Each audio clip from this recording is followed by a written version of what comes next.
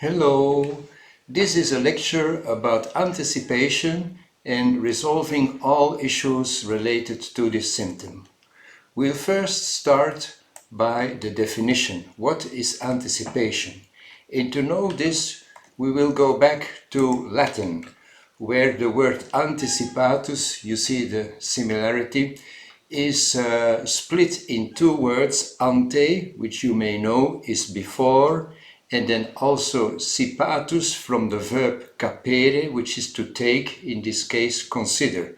So anticipation is to consider before an event, before something is happening, and we can translate it as to look forward to expect something, to foresee something.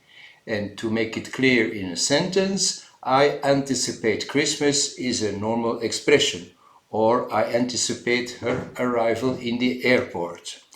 And so the first question is, this looks like a very normal thing to anticipate something, to anticipate the end of this lecture. Is it a symptom? How can it be a symptom? And to reply this, what is the symptom in anticipation? We will first go to Kent's repertory. And in Kent's repertory, if we look at the word, the symptom anticipation, we'll find complaints from anticipation. Oh yes, okay, complaints from. So the anticipation is not just I think of the future as I can think of the today and of the past. It is thinking of the future with complaints, okay? And then in the mind chapter we find in fact two rubrics: anxiety anticipating an engagement and excitement anticipating events. You could say that the anxiety is more the negative, the worrying side, and excitement is more the positive emotion, too excited, too nervous about what is coming up, what is in the future, okay? And then we have one symptom in the repertory, in the local sections, which is diarrhea after anticipation, and that obviously is a complaint if before a certain event the patient tells you there is every time again diarrhea. And so we understand that the homeopathic meaning of anticipation, the symptom we perceive in the patient, should be best replaced or explained, understood as anxious anticipation. There is nervousness, and this is what makes the anticipation not a normal symptom, but a symptom. Now, we jump to synthesis, and in synthesis we have of course more information. Synthesis Adonis is the screenshot, and you see here on the third place rectum diarrhea from anticipation, where the 3 remedies have become 16, but we see that anticipation can also cause vomiting with another remedy, or a headache, or frequent urination, or palpitations of the heart, sleeplessness, trembling, etc. In other words, we see more and more that anticipation is a symptom causing symptoms, causing a kind of disbalance, unbalance in the patient. The same goes for the anxiety excitement. Remember, the two mental symptoms in Kent's repertory are present in synthesis as well. Anxiety from anticipating an engagement, and excitement when anticipating events, with 26 and 21 remedies, both coming from Kent with 3 remedies only. So this is just an expansion of the repertory that I want to show you. However, the other issue I would like to explain to you, what about anticipation, just the symptom anticipation as it is? And when we look into synthesis Adonis, we find 2 rubrics. We find anticipation as such and ailments from anticipation. And that sounds like the normal thing, because we know that the anticipation is what is happening, and ailments from is what is happening after the anticipation took place. And we have many similar rubrics, in fact, like fright. There are remedies of the fright when the fright is happening, when the person sees the terrible accident, etc. And then the ailments from, which may be a sleeplessness for months or for years, that after living the fright, there are ailments from. And For grief, the same. The person has a disappointed love with a lot of grief and complaints and grief for the moment, at the moment that this happened, but then the ailments from doesn't get over it, remains depressed or whatever. So we have the emotion and the ailments from. And it sounds like from these two rubrics that anticipation and the remaining ailments therefrom is just a similar thing. And unfortunately, I have to correct this. I have to explain to you that this is not correct. Because ailments from is always the symptoms that happen since an event, since the grief, since the disappointed love, since the mortification, for months, for years, something is happening. These have been grouped in the rubric mind ailments from. Okay? But anticipation, ante, before, is what happens before the event, not after the event. In fact, most of the people complaining of true anticipation will tell you they are trembling, have heart palpitations, etc., and nervous, and when they start the exam, then it's gone. They concentrate and they focus, and possibly they even make a very good job. So the anticipation is emotions and possibly complaints before the event, until the event. And so we are now confronted what to choose, anticipation or ailments from anticipation. It sounds a little strange and even contradictory, okay?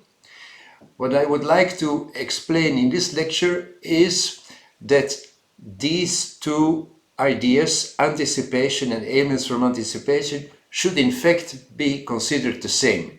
And I know many authors have differentiated them. That differentiation is not correct. It has been the reason why we have these two rubrics and syntheses. We have been working with many people. But the explanation I just give you, that anticipation is typically some kind of emotion of complaint before and until and leading towards the event, tells you that it cannot be ailments from. The ailments from anticipation are almost, the more correct phrasing would be ailments during anticipation. And so, in practical way, I would like to suggest that the better idea now is to combine these two rubrics. You can take both rubrics, anticipation and ailments from anticipation, and combine them in your analysis to consider all the remedies of both of them. In the future version of synthesis, we have created one rubric combining all the remedies of these two rubrics. And please also see that the name of the rubric has been changed, slightly changed. It has been renamed into anxious anticipation to highlight the fact that anticipation is the normal symptom which nobody would consult a homeopath or a doctor for. But when it becomes anxious and there are complaints, then it is a symptom we will consider. So this is the symptom in the future synthesis. The other issue I would like to highlight related to anticipation is anticipation in a chronic, when you're looking for a chronic prescription on where you want to prescribe in an acute situation. And I would like to explain this in this way. When you look for a chronic remedy for a patient, even a constitutional remedy, and that patient tells you that anticipation is one of the sufferings they have, like fear of dog, jealousy, whatever, then please consider all the remedies of the rubric. Consider all the remedies of this rubric when you repertorize this case, when you look for a chronic or constitutional remedy for these patients. However, at times, someone may cross your door and say, I need a remedy because I have anticipation coming up now, because I have an exam. Next week I have an exam. Next weekend I am a singer, I have to perform. And I need a remedy because I have anticipation today. The chronic remedy would take care in a more general and on the larger time scale. Yes, of course, it is our goal. But someone may need an acute remedy for that moment. Well, in this stage, I have 2 or 3 advices to give you. The first advice is that you can prefer the remedies that are in third and fourth degree in the rubric, in these rubrics, still not combined in synthesis adonis, because the probability that they will help as an acute in anticipation is higher. And the second suggestion I would like to give you is that to choose which of these remedies, and there are still a few, is most appropriate to your patient, please consider cause and effect. Cause and effect of anticipation. First, I will show you the cause of anticipation. It can be an exam coming up. So in every exam the student is making before, there is a lot of anticipation and diarrhea. Or the stage fright is performing on the stage, or an event such as attending this lecture, or going to the dentist, or speaking in public where we get close to other rubrics like fear of the dentist and timidity speaking in public, etc. So these are causes of anticipation, and why we have to differentiate this, because someone may have stage fright but no fear of exams or no fear of going to the dentist. So the cause of anticipation tells you which remedy may be more appropriate. And the same goes for the effect of the anticipation. Of course, the anticipation will always have some anxiety, excitement, etc. Maybe one will be very pronounced and more pronounced. They may be helpful.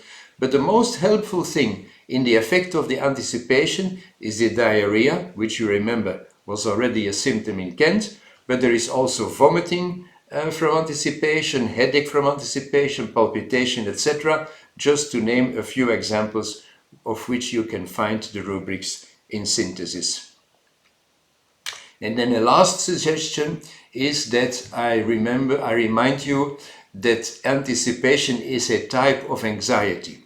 And in order to find the best possible remedy, especially in acute cases for your patient with anticipation, you can also use rubrics where the element anxiety is present. Anxiety as a type of anticipation. For example, if this patient is telling you there is a hot face or nausea, or that the respiration is accelerated or oppressed when there is anticipation, or they get chills when they are anticipating exam, or perspiration, etc. So combine the cause and the effect to differentiate the remedies that possibly applies for your patient with anticipation. I hope this was helpful for you in your practice. Thank you very much for your feedback, and follow me and contact me in the ways that you find here. Thank you very much and goodbye.